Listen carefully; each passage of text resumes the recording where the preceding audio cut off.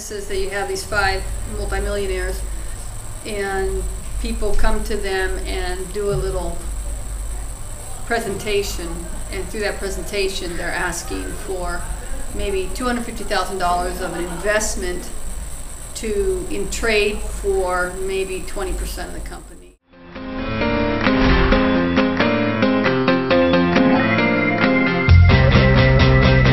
The best things in life for free, but that ain't really good enough for me. I need money.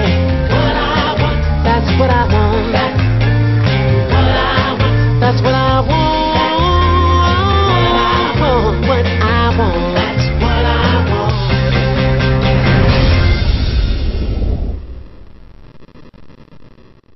I brought that in because what I want to show the students is that, you know, to be literate is more than just what goes on the page. On, you know, what we do in the classroom has a broader implications and uses. So, you know, I wanted to show them how people talk to each other and how it's necessary to carry themselves in order to be successful and to communicate ideas, and all the different things that go into interacting with people in professional ways.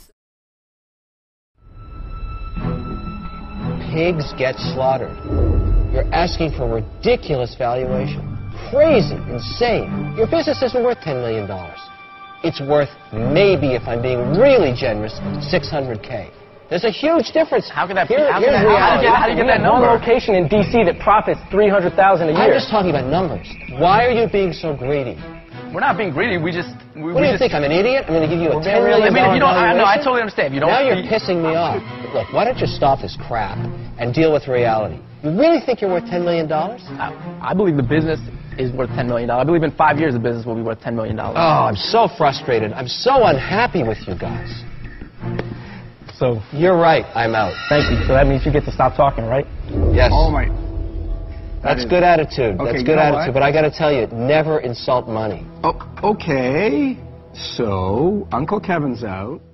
It's not enough to be able to write something on paper if you don't know how to carry yourself in public and have a conversation. So I was just trying to show them how what we are doing in the classroom has real-world applications. So we just talked about, well, how do you then disrespect people because they didn't give you what you want, or is there a bigger picture here in terms of how you act professionally, and that you can't just if you don't get what you want, suddenly you just fall off the deep end. This is a tough one. I think you did a really good job of being confident without being arrogant. When somebody insults you, you shouldn't insult them back, but you should stand up for yourself. So I like that. Here's my problem. You want to use $250,000 to take a risk on the Foxes. I have a problem with that. Well, what if we came to the table Hang on a with sec. I'll make you an offer. Let's go 50-50 on the Foxes and give me 10% for my investment in taking faith in you. Give me 10% of the hunks for my $250 also. Interesting structure. That is a great deal. Yeah. And I'm a great guy. So you're saying $250,000 for 10% of college hunks hauling junk and 50% of college foxes packing boxes. Think of the 10% in the hunks as my collateral in case we crash and burn on the Foxes. What do you want to do?